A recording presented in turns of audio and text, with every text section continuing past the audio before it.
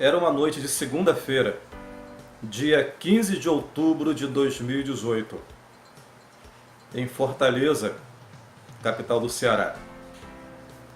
Houve uma convenção do PT, uma grande reunião com a militância local do PT, e na ocasião quem participou foi o político chamado Cid Gomes, senador recém-eleito pelo estado do Ceará, irmão de Ciro Gomes, o candidato à presidência da República, que havia acabado de ser derrotado em primeiro turno.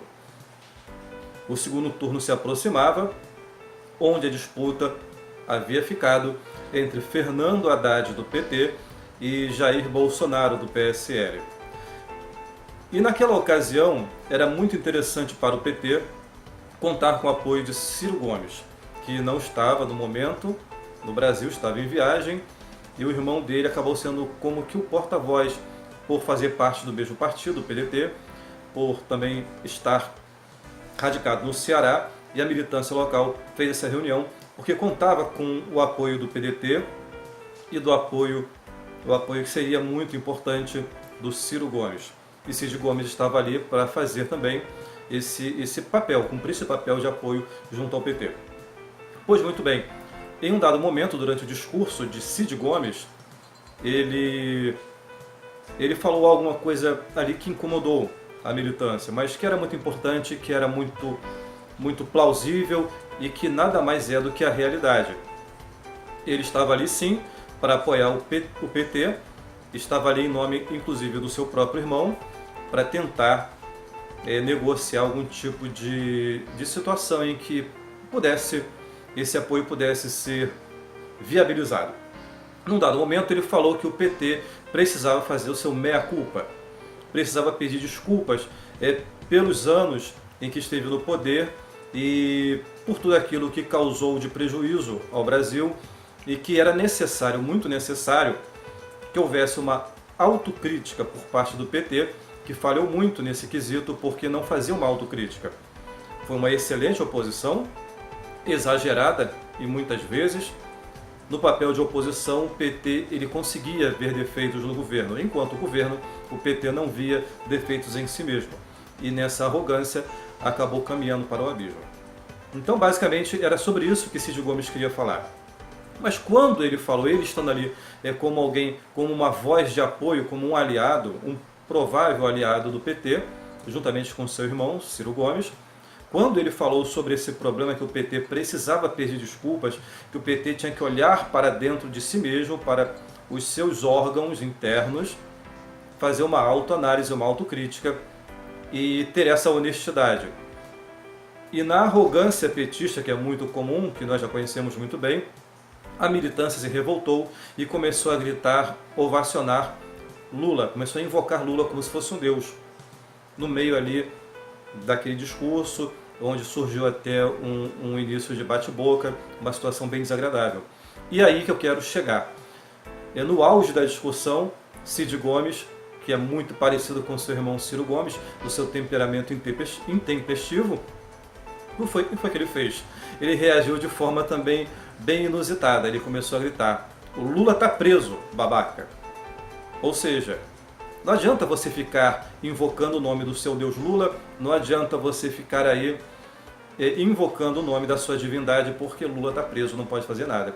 Ele bradou dessa forma mesmo: "O Lula está preso, ô babaca!"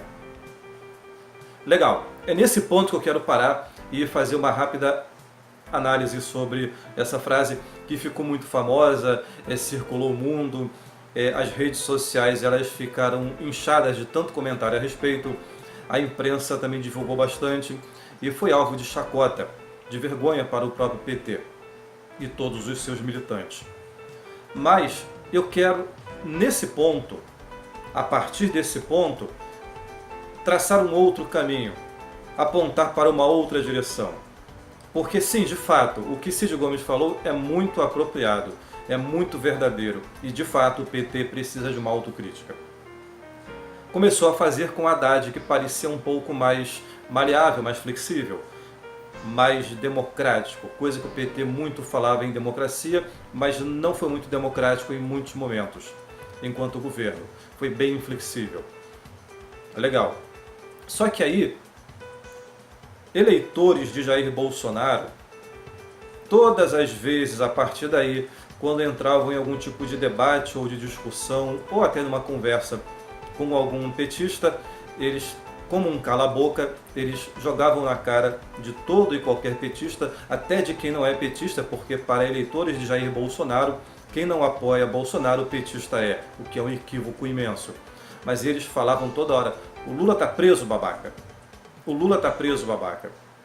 Para petistas que ainda não estão com os pés no chão, estão no mundo da lua. É uma frase agressiva? Sim, mas ela é bem realista. E em muitos momentos ela precisa até ser aplicada mesmo. Tá? Mas o que eu quero chamar a atenção também é que o bom dessa frase que Cid Gomes proferiu, que virou um bordão, o bom disso é que essa frase, o Lula tá preso, babaca, ela é uma faca de dois gumes.